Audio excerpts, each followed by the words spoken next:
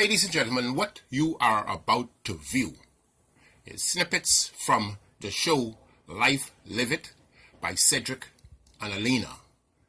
This shows air on Facebook every Sunday, 4 p.m. If you wish to listen to the entirety of the show, you may go to Cedric Williamson's Facebook page.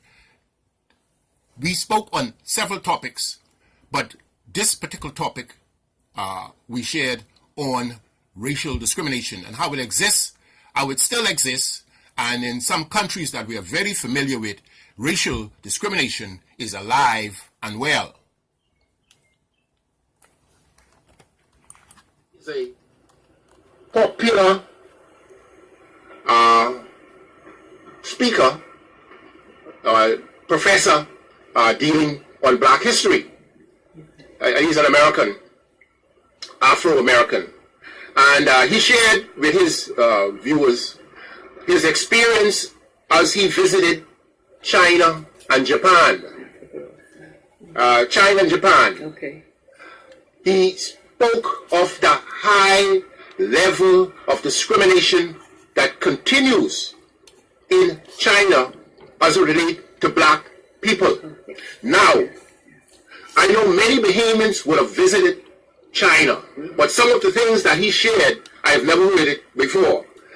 And it is recorded, and anyone wish to, I can forward it to anyone, but Facebook will not allow persons to use other persons' material. Neither will they would allow you to use other people's songs without the consent. So if persons are interested, you can hear his message on his experience in China and Japan. He said that many places black people could not go, and they made it very clear that black people is not allowed there. He spoke of several places where that took place. But one of the things that really bothered me as I began to think about that is to see that we in the Caribbean and even in America, we allow the Chinese so much leverage. You know, we are aware and we are noticing their practices. Yes. As Dr. Johnson mentioned, they do not hire persons from these countries, as he shared with them, even having control of Jamaica, Africa. Yes. He spoke of them, even the Bahamas. He talked about them taking the Bahamas. But there's some time ago, you want to say something? No, go ahead. Yeah, there's some time ago, right in this same very room, while this was a TV room about 15 years ago, I began to outline to folks what the Chinese was doing. Well, if you remember, the Chinese, as a matter of fact, you may know or may not know, Chinese is communist. It's a communist country. So what happens is this, their people work for nickel and dime. But they allow a few people to make some money and to become millionaires and billionaires. There's the extreme rich and the extreme poor in China. Okay, and everybody operates almost like slaves. So what they were doing, as I said, I shared with folks, some of you be listening.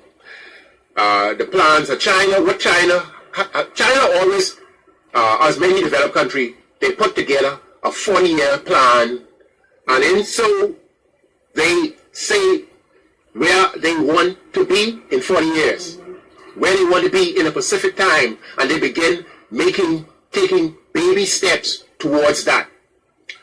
But as far back as one can remember, when you see a Chinese, it was all about food. Okay? So the plan that China had, there were two plans. One was to plant their people throughout the world.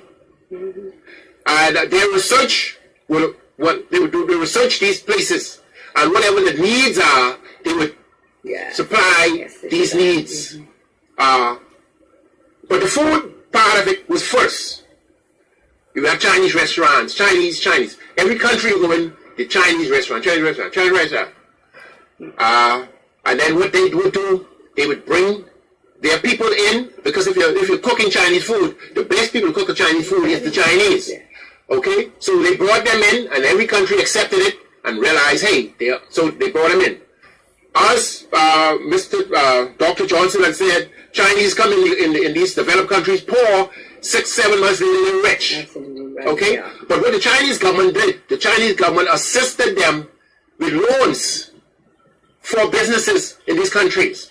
They could have gotten loans once their relatives were still in China. You see, but they were under the control of the Chinese government. So they assisted them with loans to cause them to be able to open up businesses, and with them being loans, then it would mean that when they make the monies from that country, it goes back to China. Yes. Okay? Now, Chinese also, the other plan, we'll elaborate further, but I'm just going to put these two sections where how they begin to work their 40-year plan. So the other section of that was they begin to research what type of materials and goods that you needed. And with their millions and millions of slaves, Chinese slaves that they had, they were able to produce products at a very low cost and sell it to the world. And it was, for instance, if a broom made in the United States would cost $5. A broom made in China would cost them about 50 cents.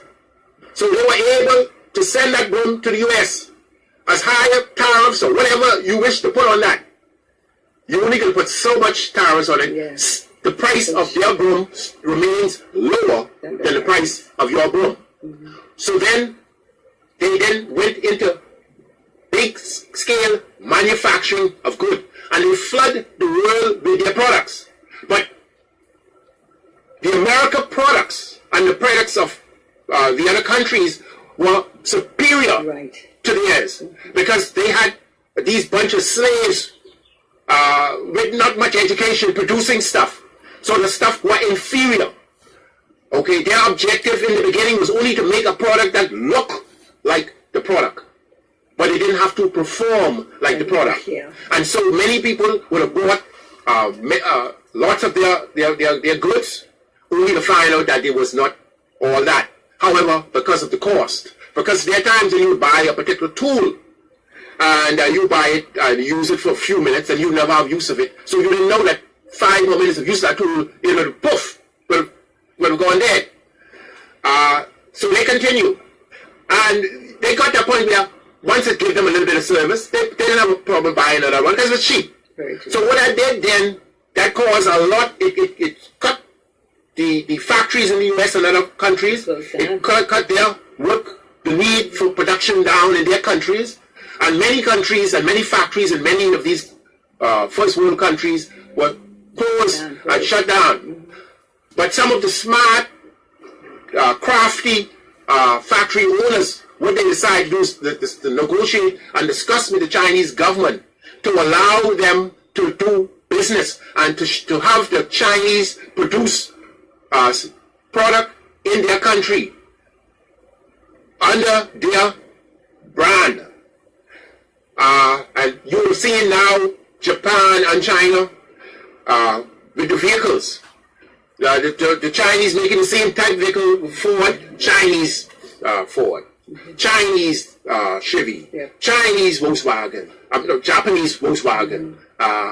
So they link up with them for cheap labor, and the individual owners, big owners like the Trumps and all of those guys, were still able to make the money, while America factory workers suffered.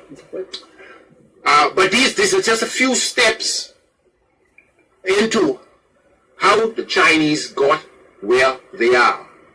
Now the Chinese is in countries all over the world. That's right.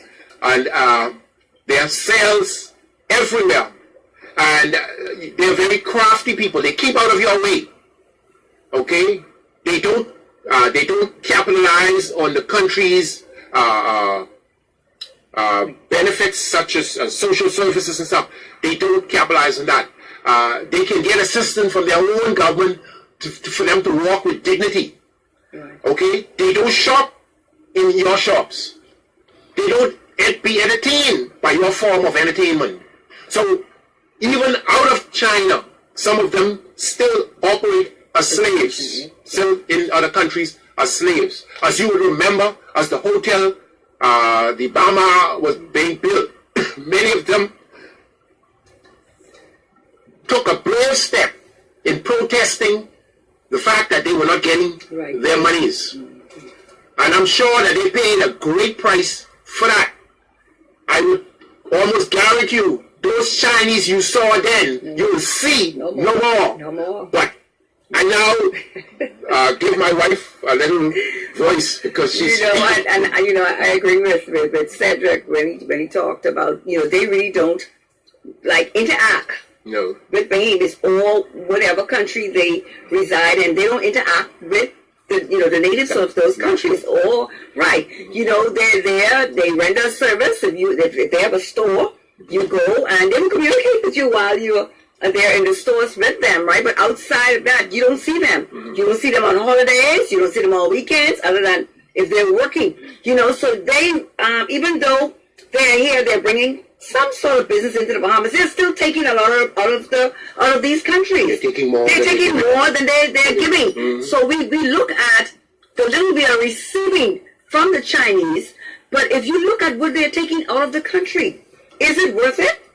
Is it worthwhile having them in our country or in other countries? Because even we got a video from one of our listeners, and even in Jamaica, they talk about how they're taking over Jamaica and Africa. I'm sorry. No, and Jamaica. And how the government is so involved in it because you know what happened? The government is being paid so much money, and they really don't care about the locals. So in the long term, the locals might get a little $5 or $10 here, but in the long term, they will suffer. So, but the governments, they're not looking at it like that. They're looking for what they can profit from right now. And we as a people, we need to stand up for what we know is right. Okay? And we need to begin to protest. Because they're coming in our countries, and like Cedric said, what they would do, they know, like, for example, we needed a stadium. Okay? They built that small one first, right? And then we needed the Queen Elizabeth Sports Center, so they built that big stadium for us. So they would do little things, to make it appear as if... Landmark stuff. Yes, okay, so they'll say, okay, now, who did this? The Chinese did this for us. Mm-hmm. Okay, so it feels like they believe that it would give them the right that if they want to purchase, or if they want properties, not to purchase, they can just get whatever properties, they can just choose whatever properties they want, and they can just get it. I am so sorry about that. I'm so sorry about that. Yeah. So, and go ahead. So, I would encourage Bahamians to take a page from the Chinese book. Yes. Take a page from the Chinese book and see how they operate. Okay? Chinese believe in Chinese. Yes. I say to Bahamians, believe in Bahamian. Okay? Absolutely. The Chinese government then they took it to another level where they begin to communicate now, where they are now communicating with country leaders. Right. Okay, and what they're doing now, as the wife was saying before her call came in, they are looking and asking you, what is it that you really, really need? Mm-hmm. Something that we can, whatever it is, they would do it as a monument, as a gift, something that is going to have is going to give them a lot of mileage and respect. In Jamaica, they talk about this major roadway that the Chinese have given to them. Miles and miles of roads. And Jamaica, Trinidad, Barbados, all over. They go in. Because see, what happened now is all of these millions and billions that they've been sucking out of these countries now end up on the Chinese bank account. Absolutely. So the scale has tilted where the monies are now, all of the monies are in their hands, under their control. So from time to time, they do major projects, governmental sort of stuff that governments normally would do on behalf of these countries, causing a greater respect and greater negotiating abilities and control. Ladies and gentlemen, we will end here now, but if you wish to see the entire show, it is very interesting. You may go to Cedric Williamson's Facebook page. Also, send a friend request to Cedric Williamson. We answer all friend requests because you are our friends. For the sake of time of this recording, we must end now, but watch us.